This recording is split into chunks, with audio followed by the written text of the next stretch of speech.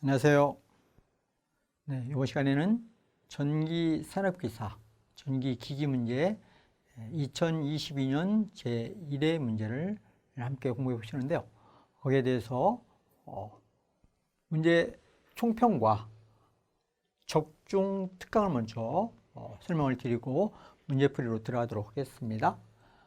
전기기기 2022년 1월 1회 총평 및 적중 특강에서 우선 전기기기 문제를 분석해 본 총평을 한번 말씀을 드리면은 예년 문제와 비교해 볼 때 예전에는 문제가 실제로 출제되어서 우리가 문제를 입수했었습니다만은 이것은 CBT를 보는 것이기 때문에 좀 문제가 좀 다양합니다. 그 다양한 문제 중에서 우리가 선별한 문제 중에 보면은 조금은 난해한 문제가 좀 나왔습니다. 물론 각 일시마다 조금씩 다르기 때문에 요 한 문제만 가지고, 요 한 파트만 가지고 전체가 다 동일하다 이렇게 평가할 수가 없습니다. 우리가 입수한 CBT 문제, 보건 문제를 보면은 조금은 어려운 문제가 수록이 되어 있는데요. 그 출제의 비중은 예전과 똑같이 분포가 되어 있습니다. 직류기 파트와 동기기, 변압기, 유도기의 정유기, 그리고 특수기가량에서 각각 고르게 4문제씩 분포가 되어 있습니다. 그 분류도 가장 중요한 요소들이 그 직류기면 직류기에 대해서 기절력에 대한 문제라든가 이런 중요한 문제들이 각각 수록이 되어 있거든요. 그래서 기본 사항만 우리가 조금 열심히 공부하신다면은 기본 문제들을 충분히 풀어나갈 수 있는 문제로 분포로 출제되었다 이렇게 보시면 되겠습니다. 다시 말씀드리면 문제가 약간은 난해하지만 각각 파트마다 1장, 2장 각 장마다 중요한 문제들이 각각 수록되어 나왔다 이렇게 보시면 되겠습니다. 이렇게 보시고 문제 분포들 한번 보시면은 적중 예상 문제 한번 보시면은 기출문제 1번은 우리 기기 교재에서 보시면은 73페이지에 기출 개념 14-1번에서 설명을 다 하고 있습니다. 1번에 대한 설명.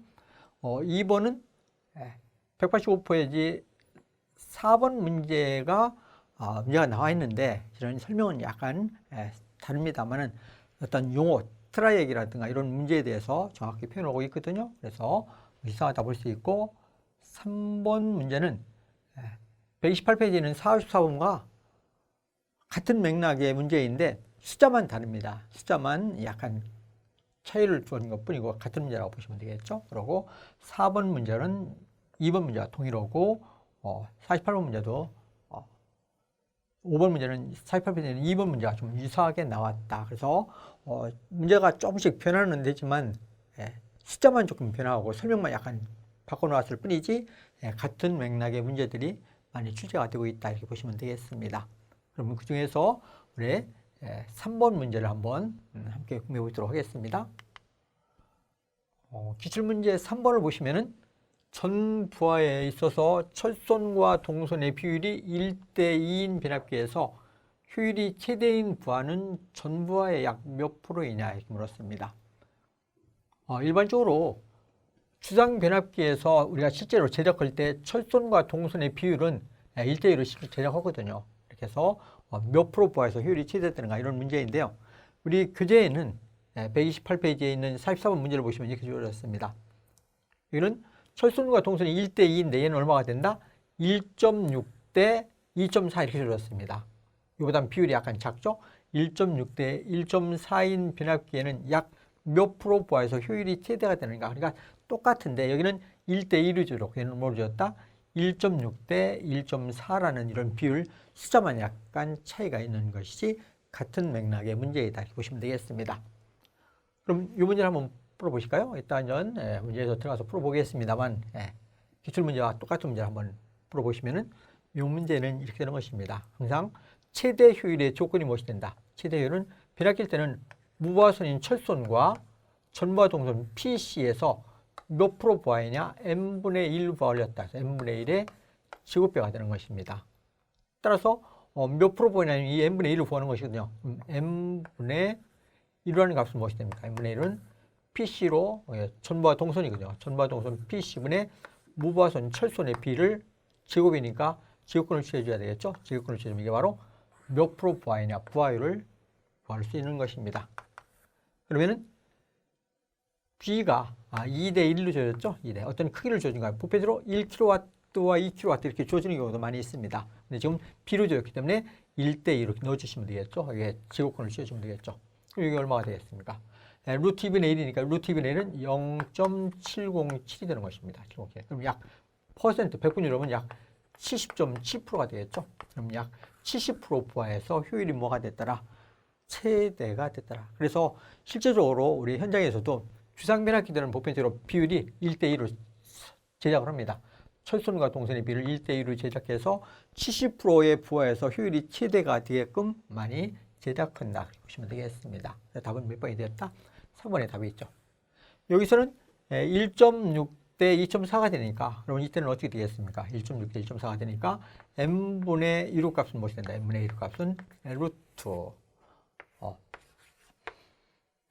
전부하 동선 B시대 무부하선 철선의 B가 되니까 이 값을 대입해주면 얘는 2.4분의 1.6의 제곱근을 취해준 것이죠. 이걸 계산기로 한번 확인해 보십시오. 얼마가 됩니까? 0.82 정도가 나오겠네요. 그래서 100분율 오면 약 82% 부하해서 뭐가 된다? 효율이 최대가 됐더라. 이렇게 보시면 되겠죠. 이렇게 해서 기출 문제와 우리 교재에 있는 문제를 한번 비교해 보았습니다. 이렇게 놓고 우리 보건 문제를 한번 함께 공부해 보도록 하겠습니다. 이건 보건 문제이고 많은 시간을 갖고 학생분들이 다 시험을 보았기 때문에 그 시간 영역대로 일자별로 문제들은 전부 다 다르게 출제되어 있습니다. 그래서 문제가 다른 문제가 많이 나와 있다는 건 이해하시고 문제를 공부해 보시면 되겠습니다. 전기시기 2022년 제1회 관련도 기출문제를 함께 공부해 보도록 하겠습니다. 이제 1번부터 보겠습니다. 동기전동기의 V곡선에 대한 설명으로 틀린 것을 물었습니다. V곡선, 일명 위상특성곡선이라는 표현을 많이 쓰고 있습니다. 위상특성곡선에 대한 문제. 위상특성곡선은 전동기의 가장 뛰어난 특성 중에 하나가 계좌전류, 즉 여자전류를 변화시켜 주게 되면은 콘덴서 작용과 리액터 작용을 할 수 있는 특이한 현상을 갖고 있거든요. 그래서 계좌전류를 변화시켜 줄 때 전기자 전류의 크기와 위상의 관계를 나타내는 곡선을 위상곡선, 일명 V곡선이라고 씁니다. 그럼 V곡선은 어떻게 된다? V곡선은 전동기의 3상 출력 P는 어떻게 된다? 루트 3 VI 0열 코사인스에다가 3상 출력 와트가 되거든요. 여기에서 계좌전류를 변화시켜 주면 요 I가 변합니다. 그럼 이게 출력과 전압을 일정하게 유지하고 여자전류 이것을 변화시켜 주면 무엇이 변화한다? 요 영률이 변화합니다. 그러면 요 여자전류를 변화시켜 줄 때, 영률이 변화되는데 요거의 IF의 계좌전류와 전자전류의 관계 그림을 위상특성곡선, 일명 V곡선이라고 쓰는 것입니다. 여기는 계좌전류를 놓고 IF를 놓고 여기는 전기자전류 그냥 I로 씁니다. 전기자전류를 놓죠.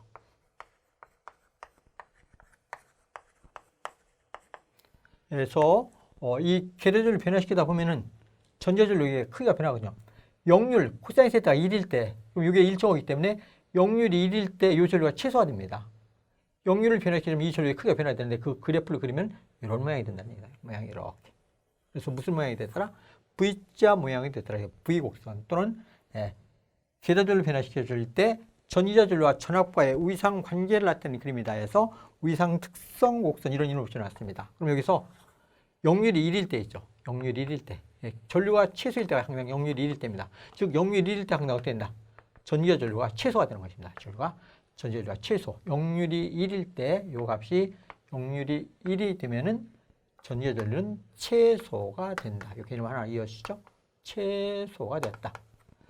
그리고 요 영률을 1인 상태를 기준으로 해서 요 계좌전류, 즉 여자전류라고 떴습니다. 계좌전류, 여자전류. 요 여자전류 같은 표현인데 여자전류 감소시키면은 이때는 전류가 무슨 전류가 된다? 이때 흐르는 전류가 이게 뒤진 전류가 흘러서 리액터 작용을 합니다. 그리고 부족 여자일 때는 뒤진 전류가 흐른다. 그래서 리액터 적용하고 역률이 1인 점을 기준으로 해서 여자전류, 즉 계도전류 증가하면 어떻게 된다? 이때는 과여자가 돼서 과여자가 되면 어떻게 된다? 과여자가 되면은 앞선 전류하는 것입니다. 앞선 전류. 이런 그래프를 무엇이라 한다? 위상 특성 곡선이라 이렇게 이름을 붙여놨거든요. 보기를 보실까요? 1번 횡축의 여자 전류를 나타낸다. 이 횡축이죠. 횡축의 여자 전류, 즉 계도 전류를 나타내는 것입니다. 맞는 얘기죠? 2번 종축의 전기자 전류를 나타낸다. 맞죠? 전기자 전류를 나타낸다. 맞고. 3번 V곡선의 최저점은 점에는 역률이 0이 되었다. 이건 틀렸네요. 이 전류가 최저일 때, 이 전기자 전류가 최소의 값을 가질 때 어떻게 된다? 역률이 항상 1이 되거든요. 근데 역률이 0이라 했으니까 틀렸네. 역률이 0이 아니고 1이 돼야 되거든요. 답은 3번이 틀렸습니다. 3번이 답이 되겠네요. 4번 동일한 출력에 대해서 여자 전류를 약한 경우에 지진 역률이 된다. 그러니까 여자 전류를 약하겠다는 얘기는 부족 여자가 됩니다. 부족 여자가 될 때는 지진 전류가 흘러서 지진 역률이 됐더라. 다 맞는 표현이 되며 3번이 잘못되었습니다.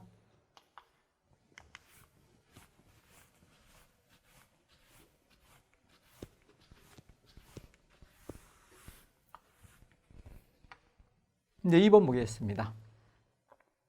트라이액에 대한 설명으로 틀린 것을 물어내. 트라이액은 트라이오드의 실화에서 일반적으로 SCR 두 개를 역병렬로 연결시키는 것과 똑같은 특성을 가진 것입니다. SCR 두 개를 역병렬로 연결시켰다.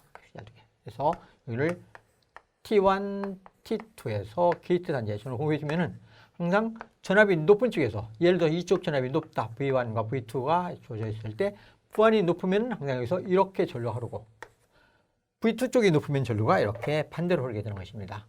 그래서 항상 쌍방향이면서 단자가 하나, 둘, 세 개다 해서 3단자 소자가 되는 것입니다. 쌍방향 3단자 소자이다. 3단자 소자. 이것들로는 교류 컨트롤용이다 이렇게 얘기합니다. 이렇게 이해하시고 보기를 보실까요? 1번 쌍방향 3단자 사이리스터이다. 맞죠? 1번은 맞고 2번 턴오프 시간이 SCR보다 짧으며 급격한 전류의 변형에 강하다. 이건 틀렸네요. 급격한 전압 변동에는 조금 약한 맹점이 있습니다. 급격한 전압 변동에 약하다 해서 이게 틀렸네요. 나머지 전부 다 맞는 표현이죠. SCR 두 개를 서로 반대 방향으로 병렬 연결시킨 것 같다. 맞죠? 양방향 전류를 지을 수 있다. 게이트의 전류를 흘려주면 어느 방향이든 전압이 높은 쪽에서 낮은 쪽으로 온다. 높은 쪽에서 항상 낮은 쪽으로 이렇게 전류가 흐르게 되겠죠. 다 바른 표현이 되며 급격한 전압 변동에 좀 약한 그런 맹점을 가지고 있습니다. 답은 2번이 되겠습니다.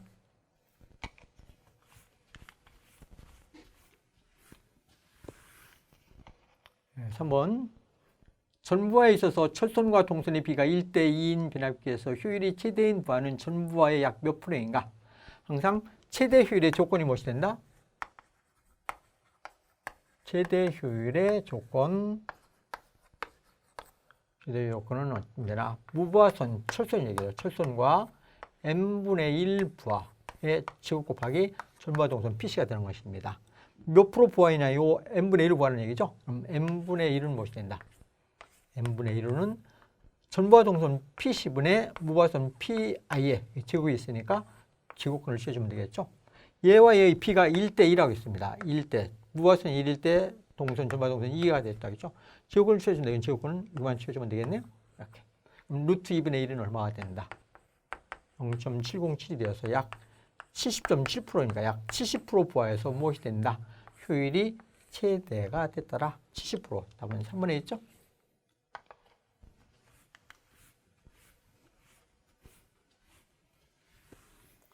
문제 4번 보겠습니다. 슬립 6%인 유도전동기의 2차 효율은 얼마인가 물었습니다. 유도전동기의 2차 효율은 슬립과 직결되어 있습니다. 2차 효율이라는 것은 2차 효율은 2차 입력과 2차 출력의 비가 되거든요. 2차 효율이라는 것은 2차 입력 P2분의 일반적으로 출력을 기적 출력의 비를 나타내고 있습니다. 2차 효율은 2차 입력분의 기적 출력의 비를 무엇이라 한다? 간단하게 2차 효율이라. 물론 이것을 P로 쓰는 경우도 있습니다. 같은 편입니다. 그런 2차 입력 P2 대 2차 효율, 2차 기속 출력이 어떻게 된다? 기속 출력은 항상 P2의 1-S가 되거든요. 곱하기 100.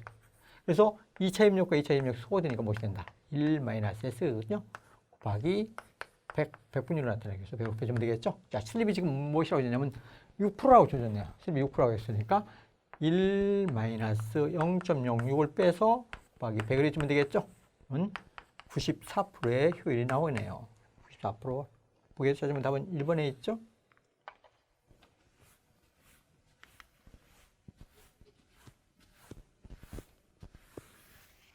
이제 5번 보겠습니다. 12극과 8극인 2개의 유도전동기를 종속법에 의한 직렬 종속법으로 속도 제어할 때 전원 주파수가 60Hz일 경우에 무부하 속도는 N0는 약 몇 RPS냐 물었네요. RPS 초당 회전수를 구하는 문제이죠. 자, 그러면 하나의 전동기는 12극과 하나는 8극입니다. 이것을 종속법에서 직렬 종속법으로 연결했다고 했죠. 직렬 종속으로 연결했을 때 무부하 속도 P0를 이렇게 씁니다. P0는 P1, 직렬이 되는 플러스가 됩니다. A 전동기의 극수와 B 전동기의 극수의 합을 초당 회전수로 분당일 때는 120F가 되는데 초당일 때는 2F가 되는 것이죠. 2F.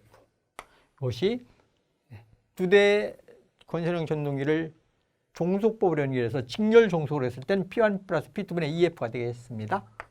따라서 A 전동기의 극수는 12극이고 B 전동기의 극수는 8극이며 2 곱하기 주파수는 60Hz라고 그랬죠. 자, 그러면 20분의 120이 됐네요. 20분의 120이니까 6 RPS가 되겠습니까? RPS, 초당 회전수 RPS가 되겠습니다. 답은 2번에 있죠?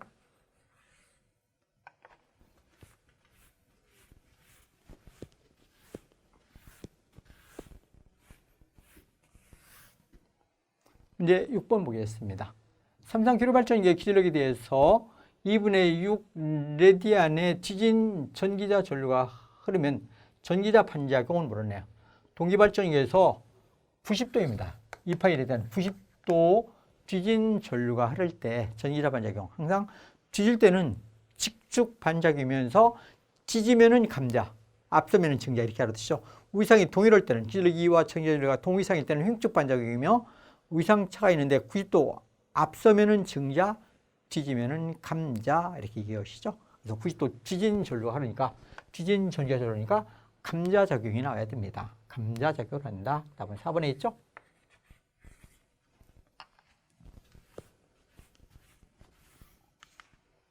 문제 7번 보겠습니다. 2대의 변압기로 V결선하여 삼상 변압을 하는 경우에 변압기의 이용률은 이렇게 물었네요. 단상 변압기를 갖고 원래 삼상부하에다 전기를 공급할 때는 3대를 사용해야 되는데 때에 따라서는 2대를 갖고 삼상 변압을 할 수가 있습니다. 그래서 항상 V결선하거든요.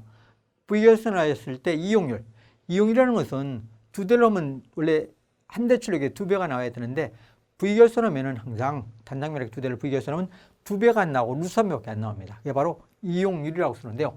단상 변압기 2대를 V결선을 하였을 때 이용률 무엇이 된다?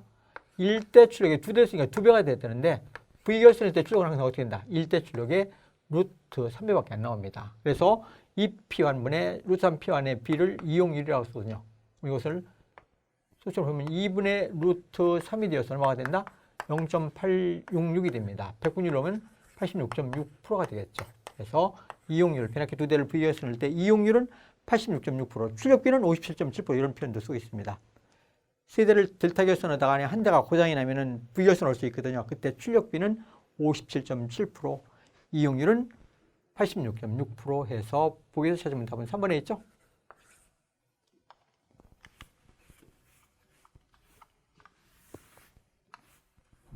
이제 8번 보겠습니다. 극수 6 회전수가 1200의 기류발전기와 평형 운전하는 극수가 8의 기류발전기의 회전수는 몇 rpm에 하는가? 그러니까 극수가 6극이고 1200rpm으로 회전하는 기류발전기가 있는데 여기에 극수가 8극인 기류발전기의 회전수는 몇 rpm이 돼야 되느냐? 항상 병렬운전에서 뭐가? 주파수가 일치해야 되거든요. 그럼 이 주파수가 이 주파수가 같아야 되니까 요거의 주파수 한번 보실까요? 동기속도 NUS는 어떻게 된다? P분의 120F가 되어서 이 식에서 A 발전기의 주파수는 몇 Hz가 발생되냐면 요로 넘어가면 되겠죠. 동기속도 NUS 곱하기 120분의 P가 되겠습니다. 그럼 동기속도는 1200rpm이 되었고 120분의 국수는 6국이라고 되었죠. 그럼 60Hz가 되겠네요. A전동기의 국수가 60Hz니까 B전동기도 국수는 60Hz가 됩니다. 그럼 B전동기의 회전속도, 동기속도는 어떻게 되느냐? 똑같이 B전동기의 국수분의 120F가 되겠습니다. 자, 그래서 B전동기의 국수는 몇입니까? 8극이라고 되었죠? 그럼 8분의 120 곱하기 60Hz니까 얼마가 되겠습니까? 900rpm이 되겠죠? 그래서 B전동기는 동기속도가 900rpm으로 회전해야 무엇이 같아진다? 주파수가 같아져서 병렬 운전을 할 수 있는 것입니다. 그래서 900rpm 답은 2번에 있네요.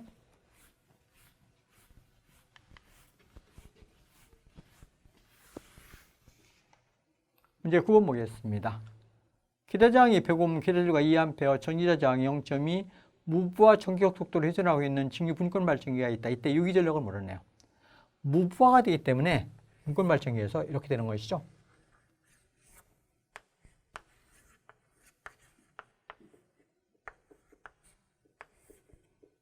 여기 부하가 없습니다. 무부하. 그럼 요 부하 전류가 얼마이다? 제로가 되는 겁니다. 부하 전류가 0이 되었죠. 여기에 유기전류 2를 구하는 것인데 여기에 전기자전류 IA와 전기자전류 저항 R가 있죠. RA가 주어집니다. 여기에 전압과 이 전압의 항상 같은데요. 이 전압 단자 전압 V가 되는데요. 여기에 계렬로 IF 곱하기 여기에 전류 곱하기 저항 RF 하면 이게 단자 전압 V가 되는 것입니다. 단자 전압 구에서 전압강하 위에 전기자전류 전압강하를 더해주면 기절로 2가 되겠죠. 우선 단자 전압 V를 먼저 구해볼까요? V는 무엇이 된다? IF 곱하기 RF가 되는 것입니다. 계렬전류는 2A가 되었고 저항이 100옴이 되었죠. 그럼 2A 곱하기 100이니까 200V가 되었네. 200V. 자, 따라서 여기 기전력 2는 무엇이 된다? 기전력은 단자 전압에다 전압강하, 여기 전기자 권선에 생기는 전압강하를 더해주면 되죠. 기전력 2가 되는 것입니다. IA, RA를 더해주면 되죠. 단자는 200V를 산출해냈고, 자, 여기서 보실까요?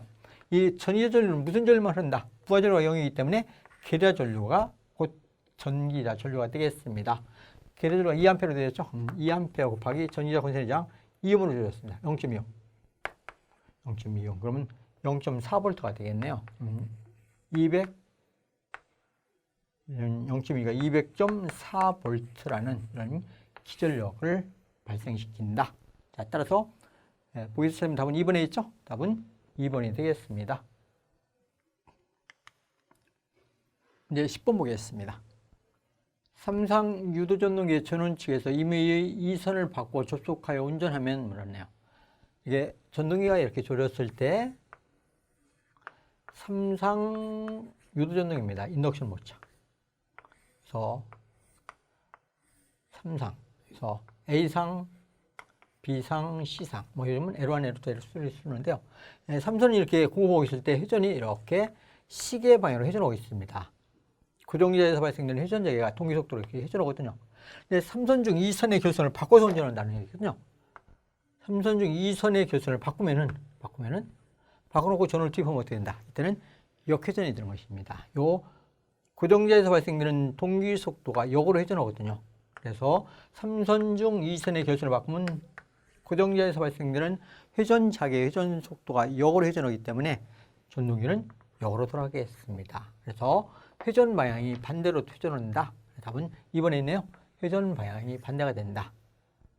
만약 운전 중에 3선 중 2선의 결선을 바꾸면 어떻게 되느냐? 그럼 그때는 제동이 이루어지는 것입니다. 그때는 제동이 되는데 바꾸어서 운전한다고 했기 때문에 그때는 역회전이 이루어진다. 답을 2번으로 택하셔야 됩니다.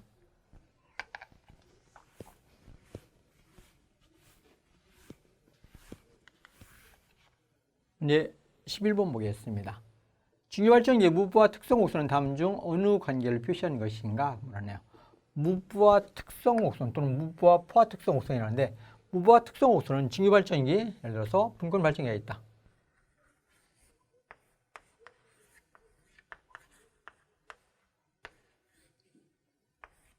부하가 없는 상태입니다. 무부하죠, 무부하. 그럼 부하 전류 I가 제로가 되는 것이죠. 이때 여기 전압이 무부하 단자 전압인데요. V 제로가 되는 것입니다. 기전력 2가 되고 무부하일 때는 항상 이 기전력과 단자전압이 거의 같습니다. 무부하일 때는 무부하 단자전압 V0와 무엇은 같다? 여기는 같다 이렇게 봐도 되거든요. 자, 그러면 무부하 특성 옥선이라는 것은 여기에 계좌원선이 있지 않습니까? 이 계좌전류 IF입니다. IF를 변화시켜 줄 때 무엇의 변화를 본다? 기전력 1의 변화를 그래프로 그리는 것입니다. 그래서 여기에 횡축에다는 계좌전류 IF를 놓고 종축에다는 유기전력 1을 놓은 것입니다. 유기전력 1을 놓을 것 같다. 무부하일 때는 무부하 단자전압 V0와 같은 것이죠. 그래서 계좌전류 IF와 유기전력 2의 관계곡선 또는 무부하 단자전압과의 관계곡선입니다. 그래서 그래프를 그리면 모든 발정이 다 똑같아요. 이런 모양이 되죠. 포화한다 해서 무부하 포화 특성 곡선 나왔죠. 올라갈 때는 이렇게 올라가고 내려올 때는 다른 길을 가서 이렇게 내려오죠. 이것을 우리는 무부하 포화 특성 곡선 또는 무부하 특성 곡선이라 해서 무엇과 계좌 전류와 유기 기전력 아니면 단자전압 이렇게 보시면 되겠죠. 보기 보실까요? 1번 계좌 전류의 부하 전류 아니죠. 단자전압과 계좌 전류 거꾸로 써놨네요. 계좌 전류와 무부하 단자전압입니다. 무부하 단자전압. 실은 무부하 특성 곡선이기 때문에 당연히 단자전압 보면 무부하 단자전압이 되는 것이죠. 무부하 단자전압이 되는 것입니다. 그래서 바른 답은 2번에 있네요. 만약 계좌전류 대 유기기전력이 있으면은 유기기전력을 찾아가는 게 원칙인데 여기서는 기전력과 유기전력이 없죠. 이거밖에 없기 때문에 답은 2번이 되겠습니다.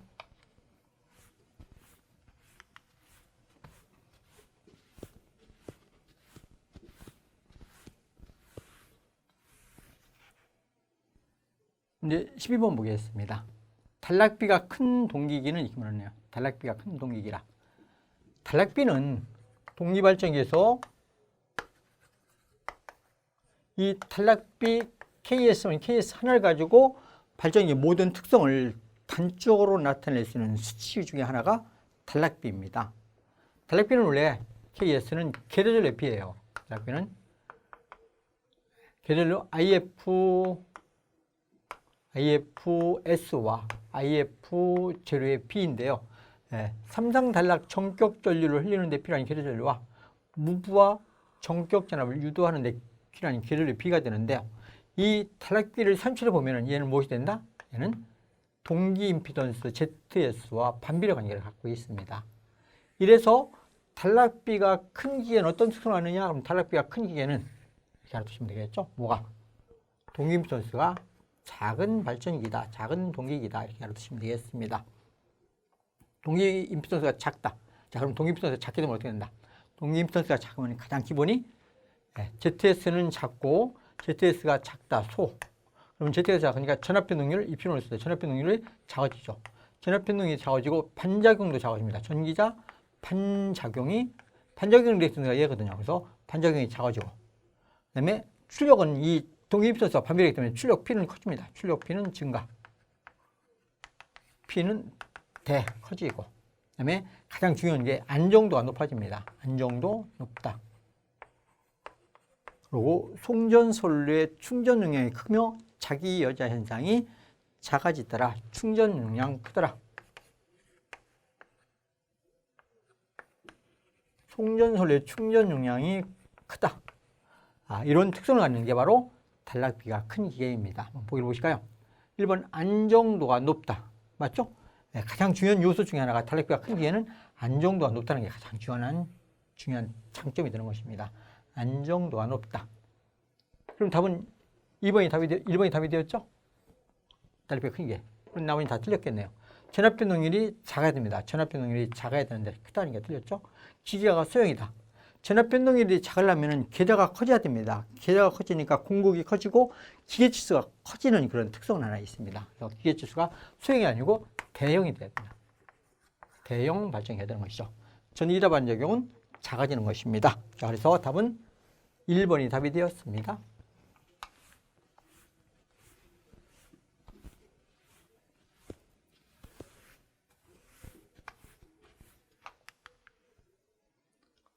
이제 13번 보겠습니다.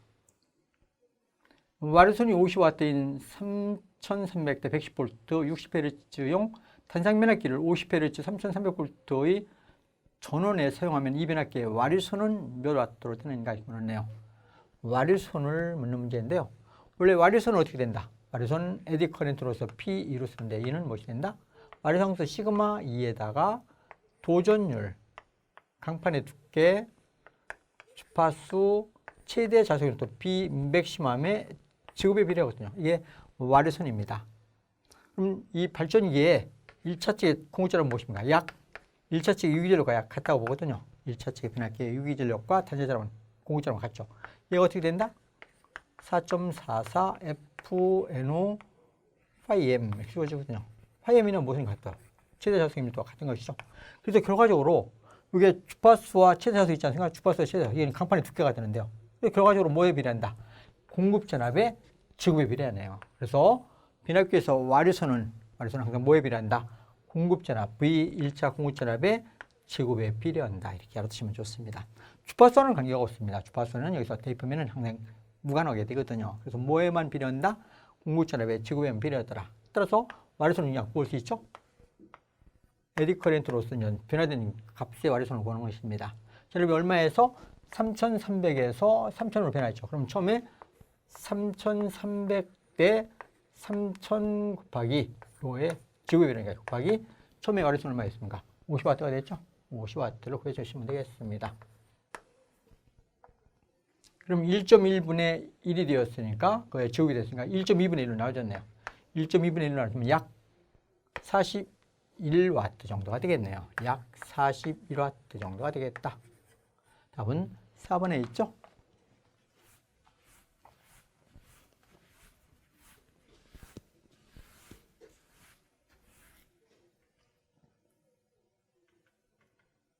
문제 14번 보겠습니다. 유도전력의 슬립의 범위는 이렇게 말하네요. 유도전력의 슬립.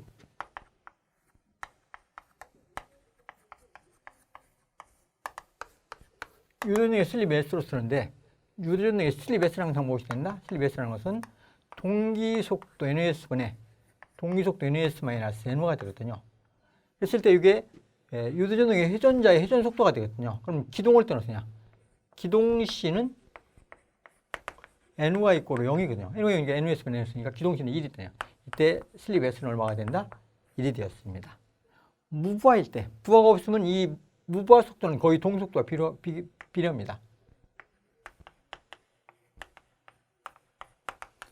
NO0는 뭘까? 거의 약 같다? 동기속도 NOS 약 같습니다. 같지는 않지만 약간은 느리지만 거의 같다고 볼 수 있거든요. 이게 같으면 어떻습니까?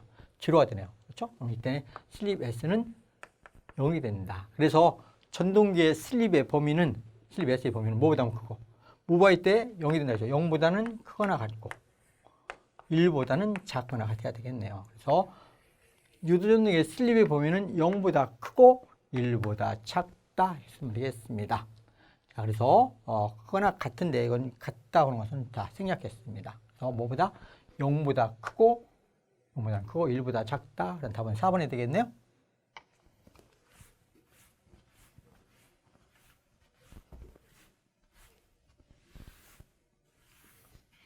문제 15번 보겠습니다. 3상 전원에서 2상 전원을 얻기 위한 변압기의 결선 방법을 물었네요. 3상에서 2상으로 변하는 방법은 그 연구하신 분들의 이름을 따서 스코트, 메이야, 우드브리지 이렇게 세 가지가 있습니다. 3상 전원을 공급받아서 2상으로 변하는 방법에는 뭐가 있다? 변환에는 2상 변환하는 방법입니다. 상수 변환입니다. 첫 번째 스코트 결선.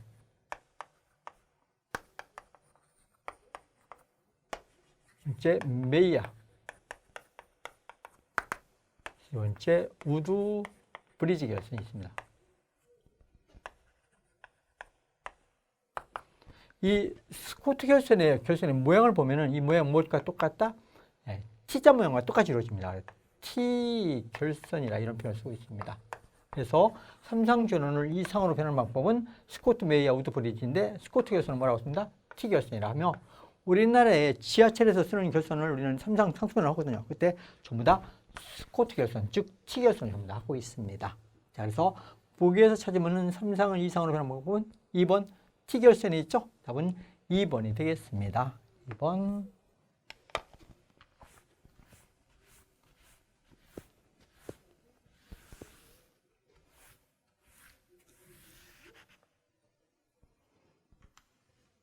근데 16번 보겠습니다. 직류기에서 양호한 정류를 얻는 조건으로 틀린 것을 물었네요. 양호한 정류를 얻는 조건. 정류 곡선을 보면은 이게 정류 곡선이 되거든요. 정류를 이루고 있는 전류 IS가 정류가 시작되면 쭉 가면서 반대로 와서 정류가 끝나면 이렇게 반대로 바뀌는 것입니다. 이게 정류 곡선이 되거든요. 이렇게 직선 정류 또는 이렇게 정연파 정류가 양호한 정류 곡선이거든요. 그런데 일반적으로 전류가 변할 때 항상 역방향으로 리액턴스 전압이라는 게 발생돼요. 그래서 늦어집니다. 이럴 때 정류 말기에 불꽃이 발생시키거든요. 이렇게 늦어지는 것을 부족 정류라고 쓰는데, 부족 정류가 이루어지는 가장 중요한 요인을 무엇이 된다? 얘가 평균 리액턴스 전압 때문에 그렇습니다.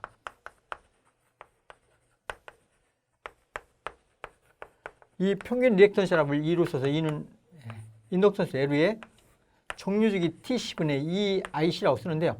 이 평균 리액턴스 전압 때문에 정류 곡선이 늦어져서 정류 말기에 불꽃 선막을 일으키거든요. 그래서 항상 우리는 정류를 개선하기 위해서는 이런 평균 리액턴스 전압, 인덕턴스를 작게 하고 정류 주기는 크게 하며 접촉 저항도 크게 해줍니다. 그리고 평균 리액턴스 전압은 무조건 작은 값이 돼야 됩니다. 그렇게 이해하시면 되겠습니다. 보기를 보실까요? 정류 주기를 크게 한다. 이거 크게 한다. 맞죠? 크게 해야만 얘는 작아지겠죠. 맞고. 브러쉬의 접촉면의 전압강을 크게 한다. 저항을 크게, 접촉 저항을 크게 해야 됩니다. 브러쉬. 그래서 탄소실 브러쉬를 쓰는 것입니다. 크게 한다. 맞죠? 전기자 원선의 인덕턴스를 작게 한다. 그렇죠. 이게 인덕턴스인데 인덕턴스는 작은 값이 돼야 되겠죠. 다 맞네요? 4번. 평균 리액턴스 전압을 브러쉬의 접촉면의 전압강보다 크게 한다. 이건 틀렸네요. 항상 평균 리액턴스 전압은 무조건 모든 전압보다 작아야 됩니다. 원래는 치료가 되는 게 가장 좋죠. 그래서 이것을 없애주기 위해서 항상 뭘 설치한다? 보극을 설치해서 중성축을 환원시키고 평균 리액턴스 전압을 상쇄시켜주는 것입니다. 바로 정류의 개선책이 되겠죠. 그래서 보극을 설치해서 평균 리액턴스 전압을 없애줄 수가 있습니다. 4번이 틀렸네요. 평균 리액턴스 전압은 브러쉬의 접촉면의 전압강보다 작아야 된다 해야 되는데 크다 했으니까 틀렸죠.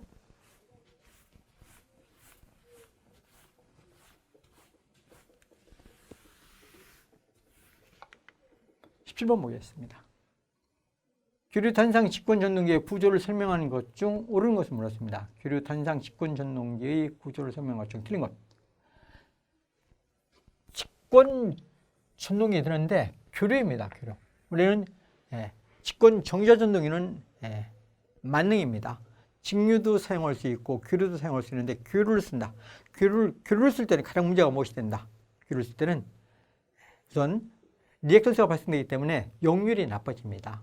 역률이 나빠지고 정류의 불량을 초래할 수가 있거든요. 그게 큰 맹점인데 그것을 개선하기 위해서 어떻게 한다? 항상 전기자는 크고 계좌 원소는 작게. 그래서 약계좌 강전기자형을 쓰는 것입니다. 그래서 직권 전기자 전동의 특성 구조상에서 가장 중요한 것은 무엇이다? 계좌는 약계좌, 전기자는 강전기자를 씁니다. 강전기가 되니까 뭐가 생긴다? 전기자 반작용이 생기기 때문에 반작용을 방지시키기 위해서 뭘 썼나? 보상원선을 설치하게 되겠습니다. 이제 보실까요? 보기를.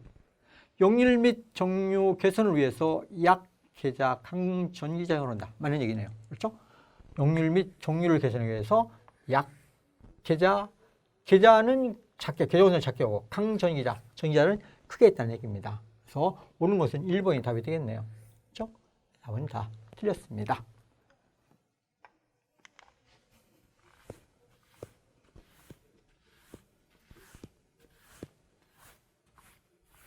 문제 18번 보겠습니다.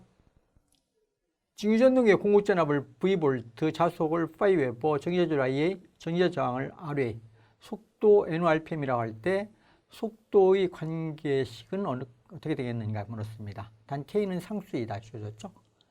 항상 직류전동기에서 공급전압과 역기전력 E가 있는데요. 역기전력 E는 어떻게 된다? 전동기의 역기전력 E는 A분의 Z P파이 60분의 N호가 됩니다. 전동기가 한번 만들어지면 AZP 60은 정수가 되거든요. 그래서 K 곱하기 파이 N으로 쓸 수 있죠. 항상 역기전력 E는 무엇이 된다? 공급전압 V에서 전압강 IA, RA를 빼주면 이게 바로 역기전력 E가 되거든요. 전동기의 역기전력 E. 이 값이 같다고 쓰니까 N은 어떻게 됩니까? 따라서 회전속도, 전동기의 회전속도 N은 어떻게 된다? N은 이걸 나눠주면 되죠. K5로 나눠주면 되죠. K''로 나왔습니다. 5분의 역전력이 이것이죠. V-IA R을 나눠주면 되죠. 이 하나의 비례 상수인데 이 상수는 뭐 밑에 있으면 좀 불편해요. 그래서 위로 올라가면서 점을 떨쳐버립니다. 그래서 비례상수 K 곱하기 무엇이 된다? 차속 5분의 V-IA RA. 이 소리는 전동기에서의 회전속도 N이라고 쓰는데 뭐 이런 건 유도할 필요 없이 그냥 암기하십니다. 비례상수 K 곱하기 차속 5분의 V-IA RA. 이게 항상 역기전력 2가 됐더라. 이것이죠. 이렇게 해서 보기에서 찾아보면 답은 2번에 있죠. N은 K 곱하기 5분의 V-IA RA에 해서 답은 2번이 되겠습니다.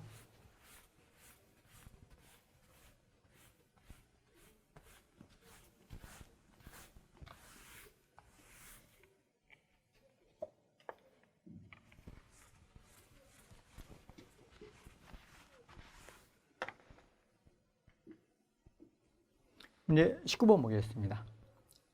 스태핑 모터의 특징을 설명하는 것으로 옳지 않은 것을 물었네요.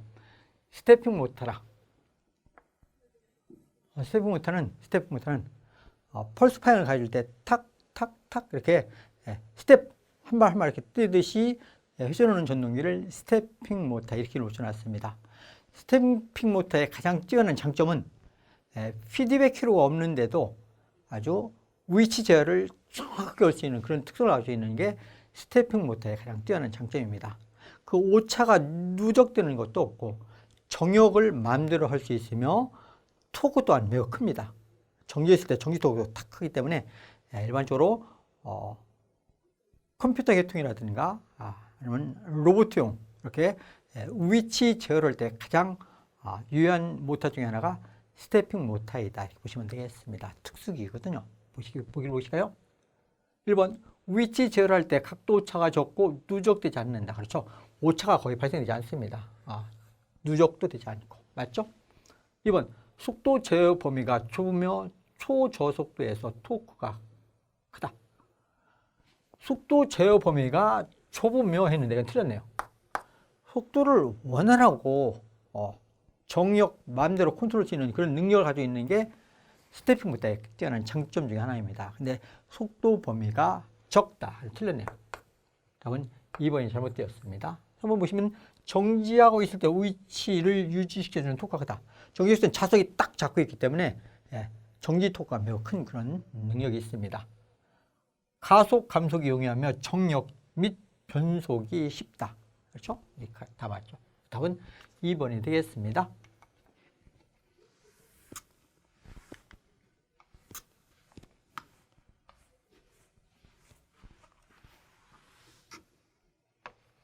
이제 20번 보겠습니다. 직류전동기 중 부하가 변하면 속도가 심하게 변하는 전동기를 물으네요. 직류전동기의 회전속도 N을 보면 이렇게 되었죠. 회전속도 N은 K 곱하기 5분의 V-IA R를 줘야지 않습니까?